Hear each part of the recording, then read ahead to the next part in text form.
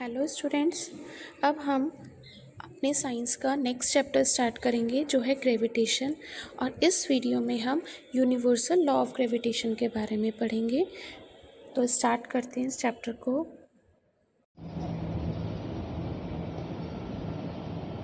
In chapter 8 and 9 we have learnt about the motion of object and force as the cause of motion। तो हमने 8th chapter था हमारा motion, जिसमें हमने पढ़ा था कि कोई चीज़ में मोशन कैसे होता है, और दूसरा था force and laws of motion.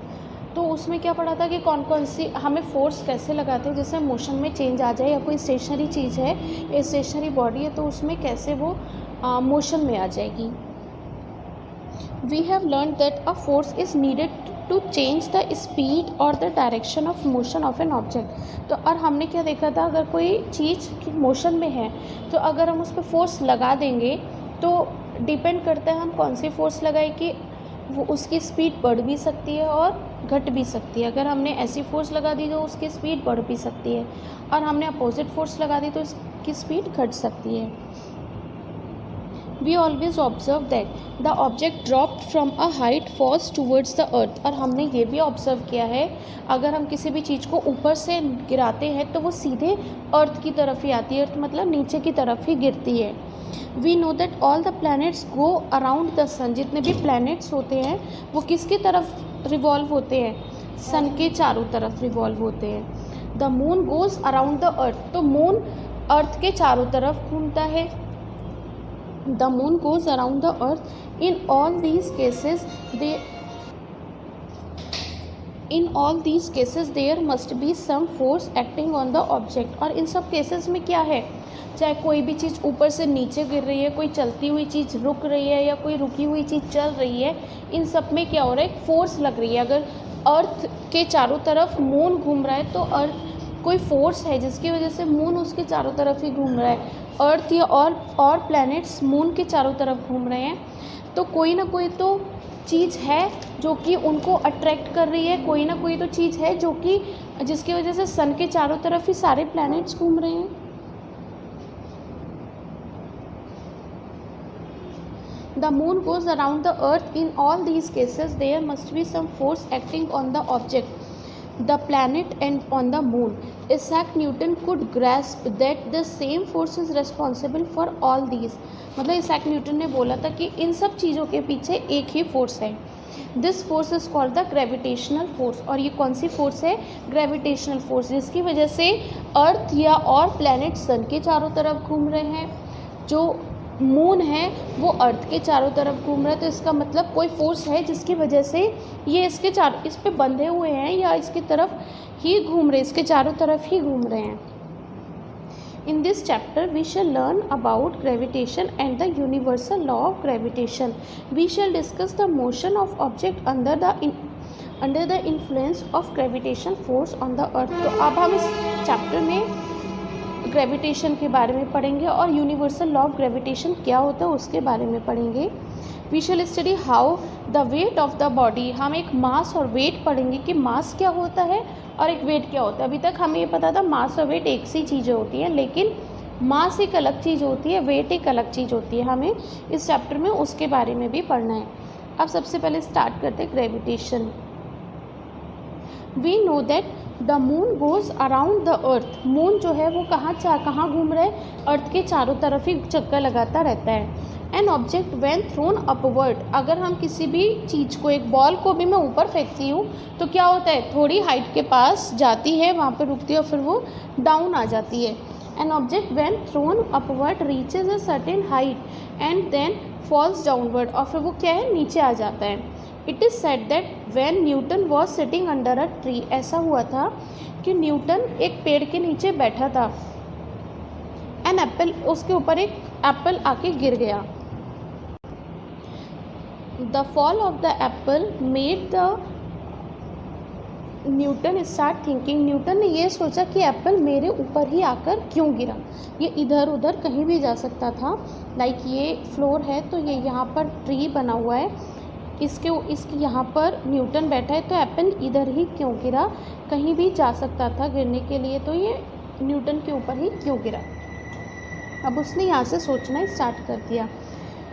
He thought that if the earth can attract the apple, और उसने सोचा कि चलो ठीक है, अगर अर्थ एप्पल को अट्रैक्ट कर रही है तो एप्पल अर्थ को क्यों नहीं अट्रैक्ट कर रहा, या earth he thought that if the earth can attract the apple can it not attract the moon, और अगर अर्थ एप्पल को अट्रैक्ट कर रही है तो वो मून को भी तो अट्रैक्ट कर रही होगी। Is the force the same in both cases, और अगर ये मून को अट्रैक्ट कर रही है तो इन दोनों फोर्सेस में क्या सिमिलैरिटी है, दोनों सेम हो गई। इसका मतलब he conjectured that the same type of force is responsible in both the cases, और उसने कहा कि दोनों फोर्सेस एक ही हैं, चाहे एप्पल नीचे गिर रहा है चाहे मून अर्थ के चारों तरफ घूम रहा है, यहाँ पर दोनों में क्या है, ग्रेविटेशनल फोर्स है, सिर्फ एक ही फोर्स है।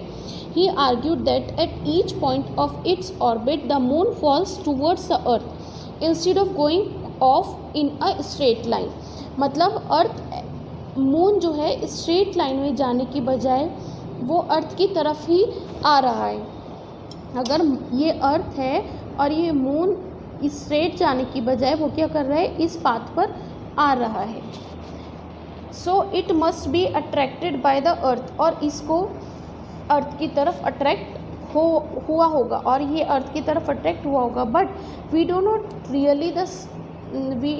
Really see the moon falling towards the earth, तो कभी हमने ऐसा देखा है कि मून अर्थ पर ही गिर गया, अगर अर्थ उसको अट्रैक्ट कर रही है तो क्यों नहीं गिरा वो अभी तक। Let us try to understand the motion of the moon by recalling activity. अब हम पिछले जो 8th चैप्टर में एक एक्टिविटी थी कि जिसमें एक बच्चा धागे में एक पत्थर को बांध के घुमा रहा था, उस एक्टिविटी को ही रिकॉल करते हैं। Take a piece of thread, tie a small stone on one end, hold the other end of the thread and whirl it around. मतलब हमने एक पेपर लिया, एक पत्थर का टुकड़ा लिया, उसे बांधा थ्रेड से और उसको व्हील मतलब गोल गोल घुमाया। Note the motion of the stone, और अब हमने क्या करा, उस स्टोन का मोशन देखा। रिलीज द थ्रेड, अब हमने थ्रेड को छोड़ दिया। Again note the direction of the motion, जैसे इसमें डायग्राम में दिखाया है। Before the thread is release the stone moves in a circular path with a certain speed and changes direction at every point. तो जब हम उसको गोल गोल घुमा रहे थे तो उसका डायरेक्शन हर बार चेंज हो रहा था। अगर डायरेक्शन चेंज नहीं होता तो क्या होता कि वो ऐसे ही जाता, ऐसे की बजाय यहाँ पे आके ऐसे जाता, ऐसे की बजाय, तो हर बार वो अपना डायरेक्शन चेंज कर रहा है, वो गोल गोल ही घूम रहा है, अपने डायरेक्शन को चेंज कर रहा है।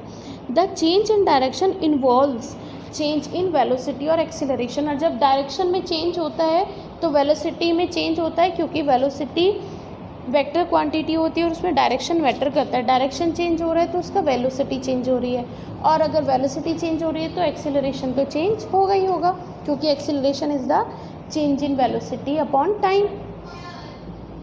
The force that causes this acceleration and keeps the body moving along the circular path is acting towards the center।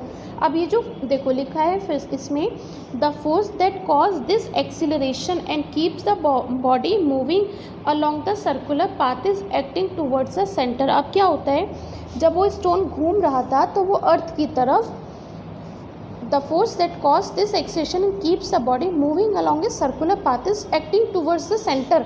मतलब सेंटर क्या है उसका, वो स्टोन की अगर हम बात करते हैं तो सेंटर है स्टोन का, जहाँ से वो घूम रहा है, जहाँ से पकड़ा हुआ है। ऐसे ही अगर एक अर्थ मूव कर रहा है तो उसका सेंटर क्या, अगर मून मूव कर रहा है तो उसका सेंटर क्या हो गया, अर्थ हो गया। This force is called the centripetal force. Centri मतलब सेंटर सीकिंग की, वो सेंटर से जुड़ा हुआ है। In the absence of this force the stone flies off along a straight line. अगर ये फोर्स नहीं होती तो ये क्या होता, अगर स्टोन को घुमा भी रहे हैं तो वो घूमने की बजाय कहाँ जाता, स्ट्रेट जाता। ऐसे अगर हम इसको घुमा रहे हैं तो ये कैसे जाएगा, स्ट्रेट, घूमने की बजाय। अब टेंजेंट ऑफ ए सर्किल, और इसको कहते हैं टेंजेंट। अब टेंजेंट क्या होता है, straight line that meets the circle eight one and only one point is called a tangent of the circle. Straight line ABC is a tangent of the circle eight point B। तो देखो ये एक straight line है, और ये circle है, तो B पर क्या है, टेंजेंट बन रहा है, तो ये क्या कहलाएगा, tangent of the circle. The motion of the moon around the earth is due to the centripetal force. तो मोशन जो मून का अर्थ के चारों तरफ हो रहा है वो फोर्स क्या कहलाएगी, सेंट्रीपिटल। जैसे उस थ्रेड ने उस पत्थर को बांधा हुआ था, जब हम पत्थर को घुमा रहे थे तो सेंट्रीपिटल फोर्स की वजह से वो गोल गोल घूम रहा था। अगर सेंट्रीपिटल फोर्स नहीं होती तो वो गोल गोल थोड़ी ना घूमता, कहीं भी जाता, सीधा जाता straight. The centripetal force is provided by the force of attraction of the अर्थ। और ये कौन प्रोवाइड करता है, अर्थ की जो अट्रैक्शन फोर्स होती है, और उसको क्या कहते हैं, ग्रेविटेशन पुल या gravitation force. If there were no such force the moon would pursue a uniform straight line motion. और अगर ये अर्थ है और यहाँ पे सेंट्रीपिटल फोर्स नहीं होती और ये मून है, तो मून अपने इस पाथ पे जाता। कोई ज़रूरी नहीं है कि वो ऐसे ही घूमेगा अर्थ के चारों तरफ, वो बिल्कुल सीधा जाएगा, उसे फिर अर्थ से कोई मतलब ही नहीं है क्योंकि कोई फोर्स ही नहीं है वहाँ पर। It is seen that a falling Apple is attracted towards the अर्थ। हमने अभी पीछे न्यूटन के केस में देखा था कि उसके ऊपर जब एप्पल गिरा था तो वो अर्थ की तरफ गिरा था। Does the Apple attract the अर्थ? अब क्या बात है, क्या एप्पल भी अर्थ को अट्रैक्ट कर रहा है? We do not see the earth moving towards an apple. Why? हमने तो नहीं देखा, हम ये बात कह रहे हैं कि मून अर्थ के चारों तरफ घूमता है, तो मून अर्थ की तरफ अट्रैक्ट हो रहा है। तो क्या ऐसा है कि अगर मून अट्रैक्ट हो रहा है तो अर्थ भी उसकी तरफ अट्रैक्ट हो रही है? According to the third law of motion the apple does attract the earth. तो थर्ड लॉ ऑफ मोशन क्या कहता है कि जितनी एक तरफ फोर्स लगती है उसके इक्वल एंड अपोजिट दूसरी तरफ लगती है, हमने लास्ट चैप्टर में पढ़ा था। But according to the second law of motion for a given force acceleration is inversely proportional to the mass of the object. मतलब m is inversely proportional to a। अगर किसी चीज़ का मास ज़्यादा है तो उसका एक्सेलरेशन कम होगा, और अगर किसी चीज़ का एक्सेलरेशन ज़्यादा है तो उसका मास कम होगा। अब इस चीज़ को हम एप्पल वाले केस में अप्लाई करते हैं।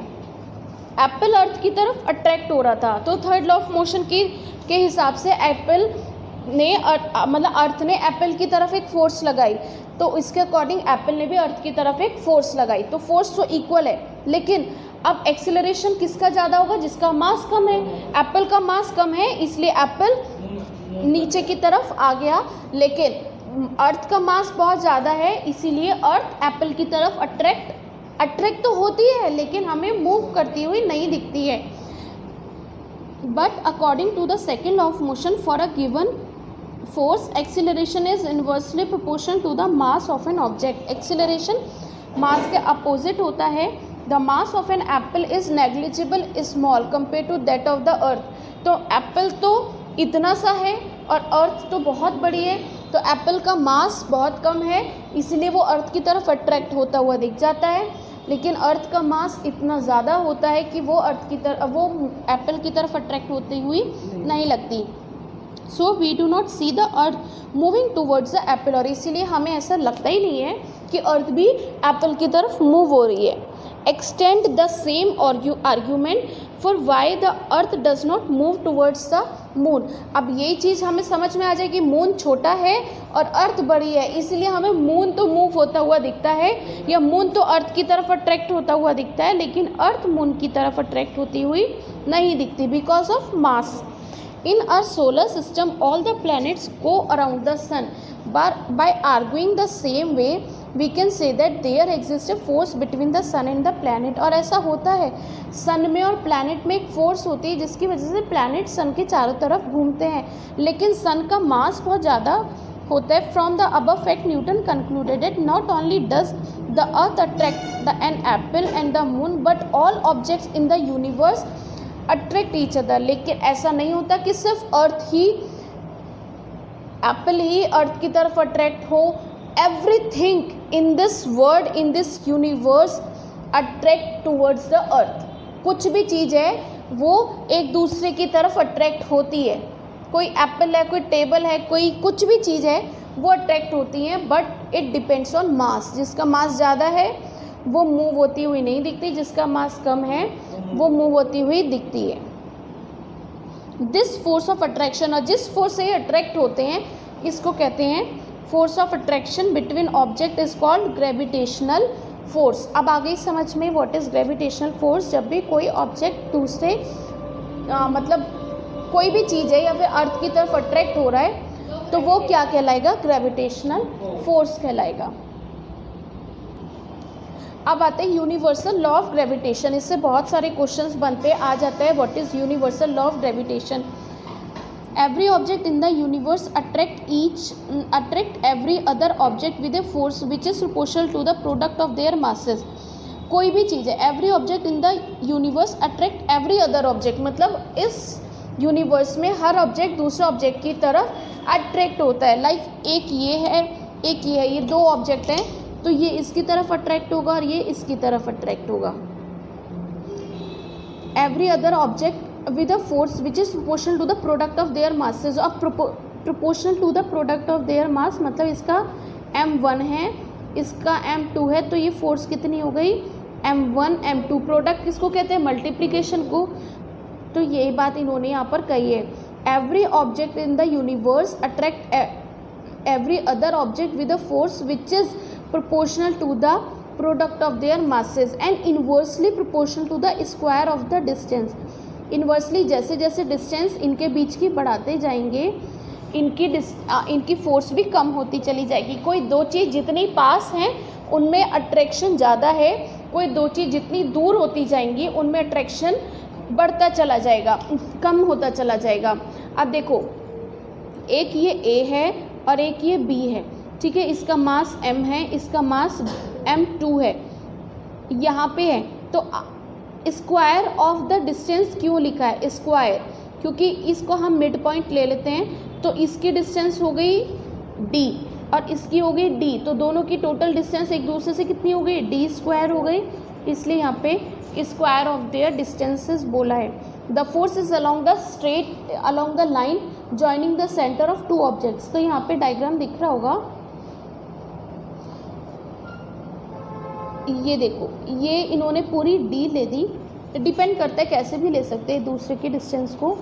अब इसको आगे पढ़ते हैं। देखो let two objects A and B of masses m, capital M है, दूसरा small m, lie at a distance d from each other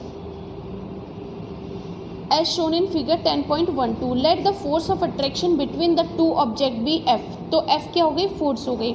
according to the universal law of gravitation जो हमने पढ़ा है, the force is directly proportional to the product of their masses. तो mass क्या है, एक का तो है m और दूसरे का है स्मॉल m, और inversely proportional to the distance, square of their distance, तो d स्क्वायर। तो यही देखो F is proportional to m into m। उसके बाद and the force between two objects is inversely proportional to the square m, F is proportional to 1/d square. अब दोनों equations को मिला दो, एक थी ऊपर m कैपिटल M और स्मॉल m, और दूसरी है F is proportional to 1/d square. दोनों को जब हम ज्वाइन करेंगे, F is proportional to capital M small m upon d square. अब ये क्या साइन है, प्रोपोर्शनल का साइन है।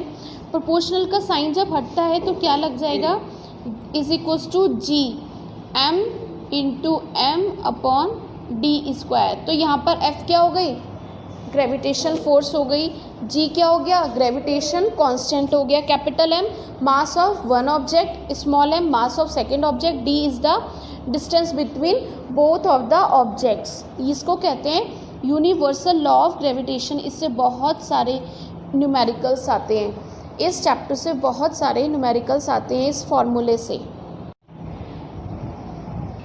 फिर आता है g is equals to F D square upon m into m।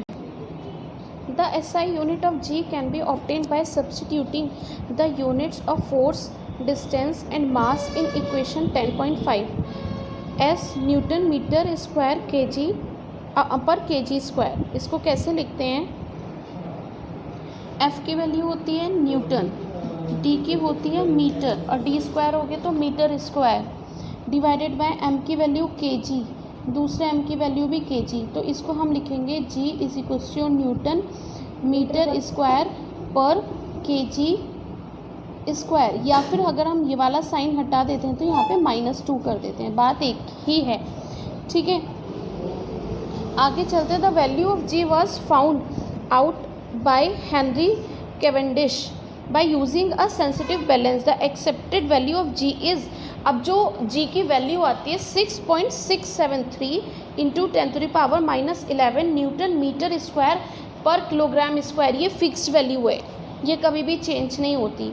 We know that there exist a force of attraction between any two objects, compute the value of this force between you and your friend sitting close by, conclude how you do not experience this force। तो जब आपस में बैठे हैं तभी हम इसको कर सकते हैं, ये सब यही लिखा है इसमें। more to know this, the law of universal in the sense that it is applicable to all bodies whether the bodies are big or small, ये हर बॉडी पर ये वाला लॉ अप्लाई होता है, और इसकी value 6.67 into 10⁻⁻11 newton metre square पर kilogram square होती है। कभी कभी एग्जाम्स में मल्टीपल चॉइस क्वेश्चन आ जाता है MCQ, जिसमें यही पूछा जाता है what is the value of Q, तो आपको 4 वैल्यूज़ देंगे, उसमें से आपको एक राइट चूज़ करनी होगी जो भी करेक्ट होगी, या फिर what is the unit of G की वैल्यू क्या लिखोगे, कोई भी वैल्यू दे देंगे, उस वैल्यू को देखना होगा कि क्या वो असलियत में G की यूनिट है। कभी कभी दे देते हैं newton metre square kilogram square, वो भी गलत हो जाएगी। कभी दे देंगे न्यूटन मीटर -2 kg -2, ये भी गलत होगी। इसलिए बहुत ध्यान से इसको हमें करना होगा, ठीक है। इसकी वैल्यू बहुत इंपॉर्टेंट है, मतलब यूनिट, इसकी वैल्यू भी और यूनिट भी। फिर आता है about Isaac Newton. He was born in Woolsthorpe near Grantham England, वो वहाँ पर इंग्लैंड में हुए थे। ये बहुत रिच फैमिली से नहीं थे, लेकिन he is generally regarded as the most original and influential theorist in the history of science. इनका साइंस में बहुत बड़ा नाम है। बहुत अच्छी फैमिली से नहीं थे, belongs from a very poor family, but ये फार्मिंग में अच्छे नहीं थे, इनका दिमाग और कामों में था, तो इनको कैम्ब्रिज यूनिवर्सिटी में भेज दिया गया पढ़ने के लिए।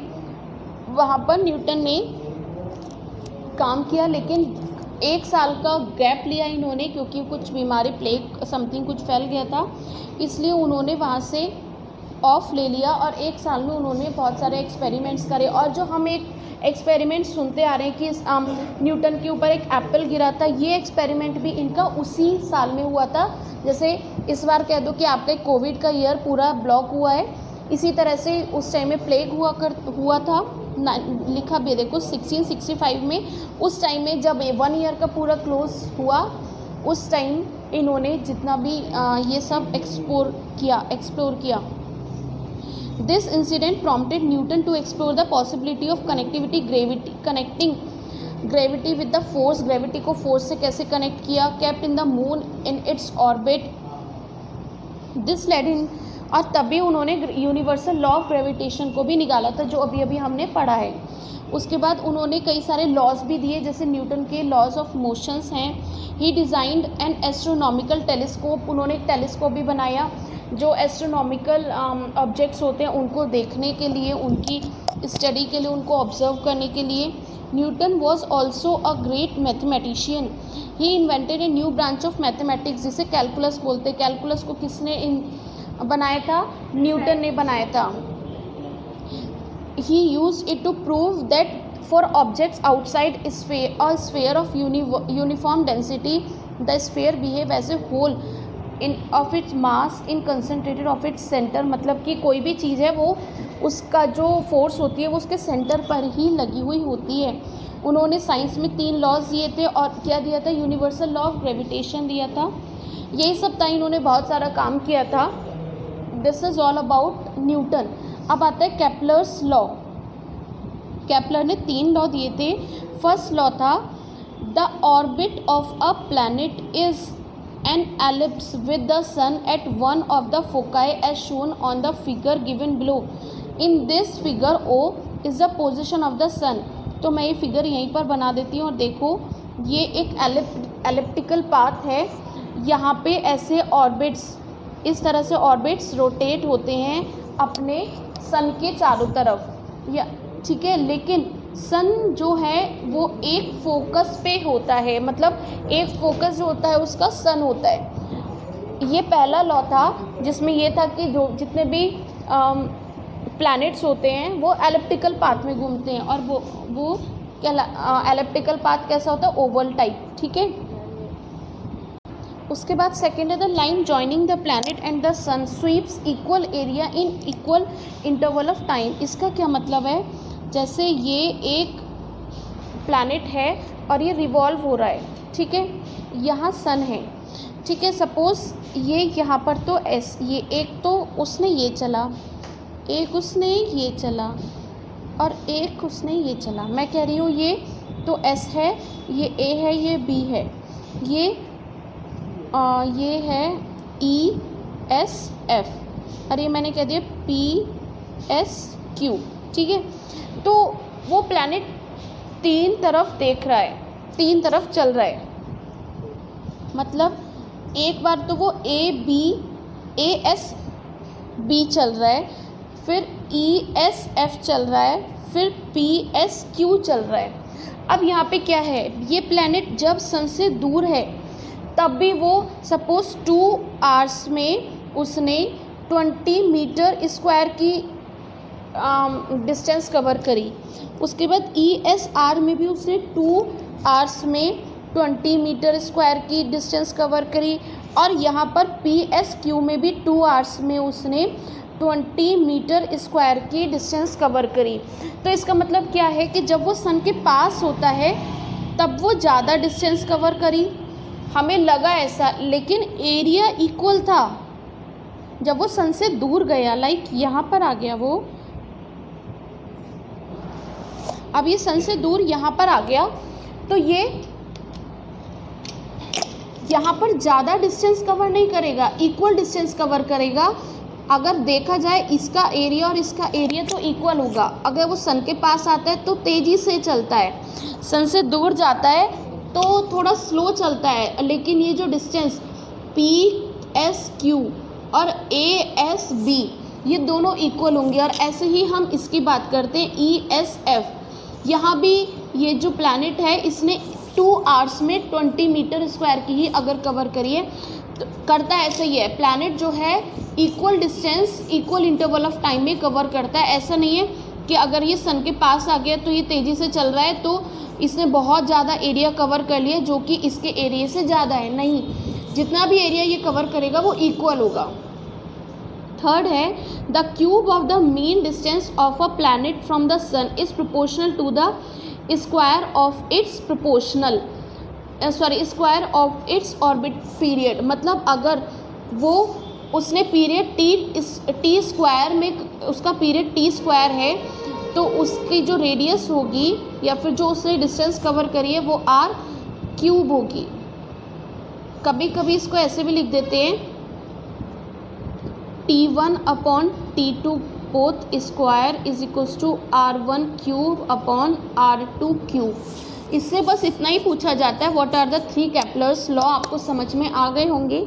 3 जो केपलर के लॉ हैं, पहला है कि वो एलिप्टिकल ऑर्बिट में रोटेट होता है, रिवॉल्व होता है। दूसरा है कि इक्वल इंटरवल ऑफ टाइम में इक्वल डिस्टेंस कवर करता है। तीसरा है कि आर, ये जो हमने पढ़ा है T square is proportional to R cube. Proportional का साइन हटेगा तो T square is equals to K R cube. और के की वैल्यू 1 होती है तो उसकी वैल्यू आ जाएगा T square is equals to R cube, या फिर आ जाएगा T square upon R cube is equals to constant. ठीक है, ये क्या है, केपलर का थर्ड लॉ। अब आते हैं इसके न्यूमेरिकल पे। The mass of the earth is 6 × 10⁻24 kilogram. Earth का मास है ये, मून का मास ये है, तो हम इसे कैपिटल एम कह देंगे 6 × 10⁻24 को, और 7.4 × 10⁻22 को हमने स्मॉल एम कह दिया। If the distance between the earth and the moon is 3.84 into 10⁵ kilometre. Calculate the force, G की वैल्यू दी है तो एफ निकालना है हमें। F is equals to M small M upon R square, यहाँ पे जी भी लिखा होता है, यही फार्मूला होता है ना, F is equals to G M into M upon R square. हमें जी की वैल्यू दी है, एम की वैल्यू दी है, स्मॉल एम की वैल्यू भी दी है, आर की वैल्यू भी दी है और आर का स्क्वायर हम कर लेंगे। तो इसको कैसे करेंगे, देखो mass of the earth capital M है तो 6 इंटू 10⁻²4, स्मॉल एम की वैल्यू ये हो गई, डी की वैल्यू क्या थी, डी या आर कुछ भी कह दो, 3.4 इंटू 10⁵ किलोमीटर। तो डी स्क्वायर क्या हो गया, पहले हमने इसको मीटर को किलोमीटर को मीटर में कन्वर्ट कर लिया, तो 3.84 इंटू 10⁵ था, किलोमीटर था, और जब हम इसे मीटर में कन्वर्ट करेंगे तो इंटू 10⁻³ हो जाएगा। और तो आगे 3.84 इंटू 10⁸ मीटर आ गया। उसके बाद जब हम यहाँ पर इसकी वैल्यूज़ रखेंगे तो आ जाएगा हमारा 2.01 into 10⁻20 Newton. Thus the force exerted by the earth on the moon is 2.01 into 10⁻20। ठीक है, अब है importance of the universal law of gravitation. The universal law of gravitation successfully explained several phenomena which were believed to be unconnected.